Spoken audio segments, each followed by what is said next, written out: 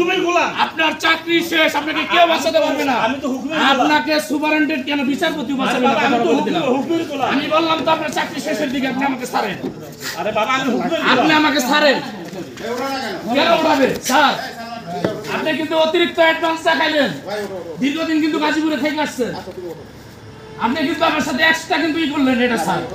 না আমি এটা মাইনে নিতে পারবো না। আপনি উঠেন, গাড়িতে উঠেন। আমার চাকরি করতেছি কিছু করার আমার চাকরি করার কথা কি কেন?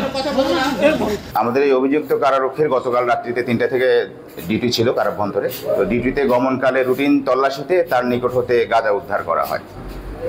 তার প্রেক্ষিতে তার বিরুদ্ধে বিভাগীয় ব্যবস্থা গ্রহণ করা হয়েছে। তৎপ্রেক্ষিতে তাকে সাময়িকভাবে বরখাস্ত করাতে বিভাগীয় মামলাও রুজু করা হয়েছে। সর্বশেষ আমরা ঊর্ধ্বতন কর্তৃপক্ষের নির্দেশে তাকে থানায় সোপর্দ করেছি।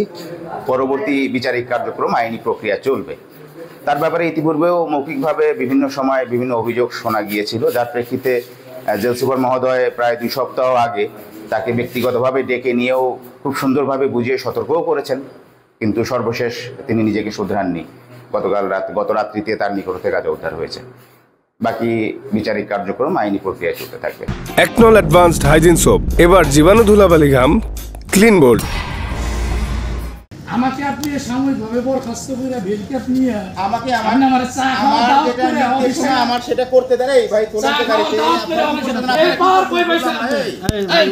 এই সারান তো এই পাওয়ার আপনি কিসের হুকুম দেন আপনি? এই আপনি আমাকে সাময়িকভাবে বরখাস্ত করে কিসের হুকুম দেন? এই আপনি আমাকে হুকুম দেন কে ধরেন না কেন? এই স্পেশাল পাওয়ার দেন, মেহনত তো পাওয়ার আপনার প্রশাসনিক পাওয়ার দেখাইতেছে, সেটা খাতা কলমে করেন। বিকেল 5 ঘটিকার দিকে নীলফামারী জেলা কারাগারের যিনি জেলার আছেন, জেলার মহোদয় আমাকে ফোন দিয়েছিলেন যে তাদের একজন কারারক্ষী সালমান শাহ, আমরা একজন কারারক্ষীকে দেহ তল্লাশি করে ভিতরে প্রবেশের সময়, ডিউটির জন্য ভিতরে প্রবেশের সময় দেহ তল্লাশি করে তার কাছে 8 গ্রাম গাঁজা পেয়েছে।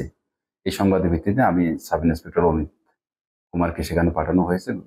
পাঠিয়ে ঘটনার সত্যতা পাওয়া গেছে।